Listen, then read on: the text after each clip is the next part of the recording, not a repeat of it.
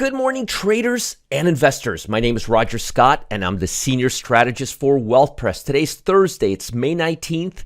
The market's going to open up in about an hour and 50 minutes. As you can see here, the market is continuing its downside pressure, but there's a lot of signs that a bottom is near. I'm going to show you, I'm going to take you through some analysis, but I'm going to tell you one thing. U.S. stocks tend to be mean reverting, which means they're like a yo-yo, which also means when markets go down quite a bit, they tend to revert back up. And also yesterday might have been a big washout. It might have been the bottom, and I'll show you why. First of all, put the call ratio. As you can see here, put the call ratios at 119. These are major levels. As you can see here, we haven't gone to, let me go to a 2-year chart. As you can see here, we haven't gone to these levels in quite some time.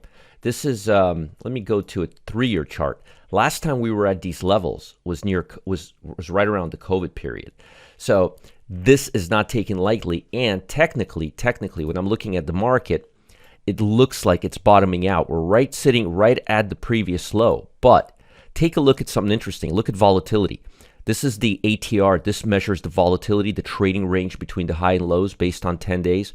And it looks like we're peaking out. Typically, when volatility peaks out on the upside, that's the bottom. Notice that we peak out right afterwards. So it looks like this is the bottom. Also, and this is a major factor, in all of my life analyzing markets, I've never ever seen divergence as powerful as this. Honestly, I'm not kidding. I mean, this is some major divergence. I mean, look at this. You can go further. You can go over here. But that's a major divergence. And that's telling us that this downside pressure is too much too fast, that markets need to cool off before going higher, which means there's a really good chance we're going to have a big bounce, a real big bounce. Now, I don't know where that bounce will lead us, but this to me feels like a shakeout, and I'll explain to you other reasons why. So bond market. Look at the bond market, folks. Bond market is moving choppier, sideways. Now, notice numbers are getting worse. Stock market is reflecting downside, but the bond market is saying no more. Enough is enough. For the last month, the bond market has been going relatively choppy, sideways. When the bond market turns, especially the long bond, it's telling us that it believes interest rates are not going to go, long-term rates are not going to go higher. They're going to go lower or stay where they're at right now, which means there's a really good chance that we may be at the peak of all of this nuttiness, of all of this craziness in terms of inflationary pressure. Remember, it's all hindsight. We're going to know if we peaked out in inflation in the next couple of months because last month's number was lower than the month before. So the fact that the bond market is no longer moving down is a very positive sign. The fact that the put-to-call ratio has not gotten down to these levels. I just want to show you this on a smaller chart. It's easier to see it on a smaller study. Oh, I could never get what I need here. Let's see here. Settings. Here we go. Display. There we go. Small. Notice we haven't gone below these levels since November. That means the market is grossly oversold. That's a rubber band that just keeps going like this, and it just can't go. And that's where we're at. I mean, look, let me go 2 years. Look at where this is. I'm going now 2020. Look at 3 years. We haven't gotten to these levels since COVID. This is COVID right here. So the market is really oversold right now. The bond market is saying it. Put the call ratio is saying it. Most importantly, and again, you got to see this on a smaller chart. It's much easier to see it, at least for me. Look at this. This is right here, 2010. This is 2015. This is 2020, the COVID period, and we're there right now. And as you can see, these periods don't happen very often. And when markets go down to these levels, that usually means they're ready to go higher. We are really stretched out. Let's look at each individual sector. Financials looks like they're ready to bottom out here. Consumer staples, I mean, look at this. They took us all the way to the bottom. They're due for a nice fat bounce to the upside. Energy sector looks like it's cooling off a little bit. Utilities looks like it's just getting choppier. Technology looks like it's had it to the downside. Industrial looks like it's had it. These parabolic moves tend to revert. Healthcare looks like it's had it. Communication services, by the way, notice communication services is further from the high. I'm just saying things are changing. Materials, but look at consumer discretionary. Look at the low here. The low is lower than this low, but not on communication services. This is the sector that's been lagging behind everything else. Technology, down. Also higher, but look at consumer discretionary.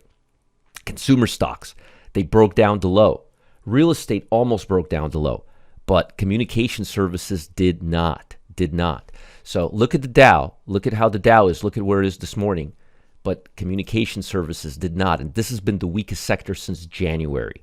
So things are, in fact, changing. It's just happening very, very slow. Now, let's talk a little bit about the global economy and what we have to deal with. There's a lot of updates before I get into earnings. Shares declined in Europe and Asia on Thursday. We obviously all know and felt that, triggered by worries over persistent high inflation on corporate profits and consumer spending. The Dow Industrial went down 3.6%. NASDAQ went down 4.7%.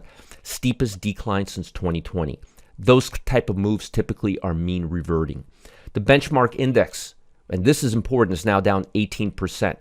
That's just 2% shy of a bear market. Now, if we go 2% more, we will be in a bear market on the Dow.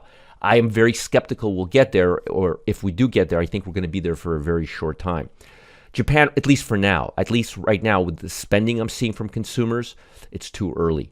Japan reported a trade deficit for April as its imports ballooned 28%. The shift reflects a surging energy cost amid the war in Ukraine and a weakening yen against the dollar, which is one of the reasons why I'm shorting Sony. Japan's export grew 8 trillion yen, that's $63 billion last year, up 12.5% from a year earlier. Imports totaled 70 billion in April, up from 6 trillion yen, or the highest level compared to 1979. That's interesting, very, very interesting. Now, here's the real interesting part.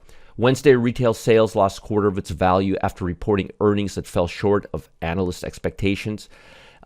They were expecting a lot more money than they got. Target, Wall Street also met the same fate, as these stores are predicting lower than expected future profits. But at the same time, on Tuesday, the market shared the Commerce Report showing strong retail sales in April, driven by higher sales of cars, electronics, and more spending at restaurants. People want to go out.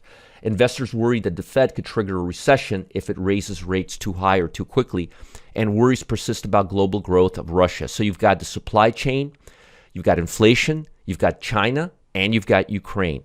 Talk about a complex situation. But remember, the market anticipates everything and prices things in ahead of time. And I think the worst is behind us. Today, we've got 3 sets of data. We've got jobless claims, manufacturing activity, and existing claims. Jobless claims have been going up just a little bit, but overall, they're pretty solid. Manufacturing index is going to be pretty important, although right now all the focus is on inflation. But this number is fairly important. And existing home sales, I'm expecting the number to start cooling off because of higher interest rates. Now, I want to show you guys the sector that I'm really, really liking right now, that I really, really like. No, it's not Ross Store. Let me show you natural gas. Now, theoretically, all assets go down when markets go bear. But look at this stock, Pioneer Natural Resources. And if you look at ETFs, natural gas ETFs, I want to show you guys something. Here. UNG, here we go. That's the one I was looking for. Notice how well it's performing right now. And natural gas prices appear to be heading higher, not lower. This is completely bucking the trend, all right? Completely bucking the trend. Now, in this regard, the reason I'm picking this one is it's actually pretty liquid. So we would go to October. And October, yeah, it has some liquidity. 28, we can go all the way to 28, 29, right around here. Look at that. The bid and offer, 10 cents. And there's plenty of open interest. You got plenty of range here. I would probably go with the 28 or 29. They're in the same ballpark. And what I would do is I would offset it against probably the 34. So I would buy the 28, offset it with the 34 or 35. The premium's pretty expensive in these, so you can get them for a really good price.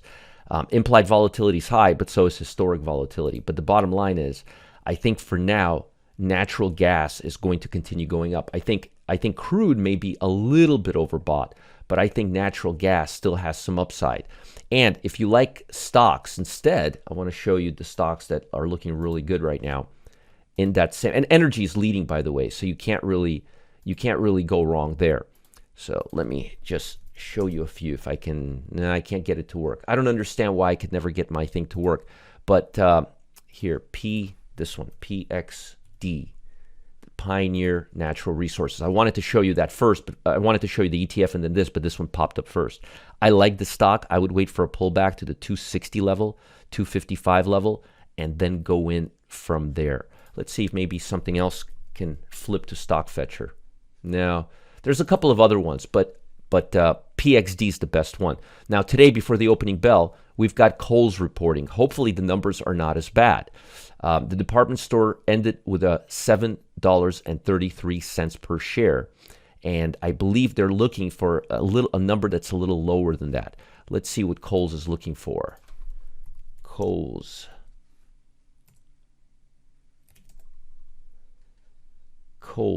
earnings. Oops, excuse me. Earnings, here we go. Let's look at the news. Oops, here we go. Let's just go right here. There we go. Thursday reported first quarter earnings of $14 million. $14 million is what they reported. Department store operating revenue of $3.72 billion in the period. Expected full year earnings ranging from 3 to 6. Let's see what they've got. Oops. This is amazingly difficult to navigate. Let's look at the stock. Let's see how it's doing. Easiest way to tell. Ooh, it's down about $2. But again, this looks like a shakeout. Folks, I think these stores have had it, and I mean in terms of the downside, and I think we're going to start seeing higher prices because it's not even down all that much right now. It's actually coming back up. So I don't think we're as bad in terms of what's to come as we're at right now. I think the worst of it is right here. Now, aside from Kohl's, we've got Applied Materials, $1.90 expecting, BJ's expecting 71 cents. Dr. Reddy's Laboratory, this is a huge Indian pill manufacturer for pills that are secondary pills that are cheaper. 52 cents they're expecting. Ross Stores, $1.02 they're expecting. That's about it. So keep your eye on the retailers today. And most importantly, keep your eye on the Dow Jones. Here's what you need to know. These levels right here. The key is not to break these levels because this is right near the low. If we can go above from here, that would signify a shakeout. Now, before I let you go, I'm willing to bet everyone is tired of hearing about things like Russia-Ukraine crisis, inflation, Federal Reserve. I sure as heck am. And if you decided to take a more bearish stance because of them, I don't blame you. The danger that we've seen amongst the markets the past couple of months has left a very sour taste in most traders' mouths, right? But here's the thing. I recently discovered a key indicator that's finally has me feeling bullish. The put to call ratio and a couple of others. So I decided to put together a meat and potatoes training session to cover everything people need to know about this key indicator. Find out why I'm so happy about the current market trajectory. Click on the link below. I think we're near the lows. Follow the link. Check this out. Tomorrow, biggest winners, biggest losers, review for the week. Have a great day. Follow the link. If you can't find it, it's in the YouTube Wealth Press channel. And post some comments, feedback. Send me some love letters. Support at marketgeeks.com. Bye, guys.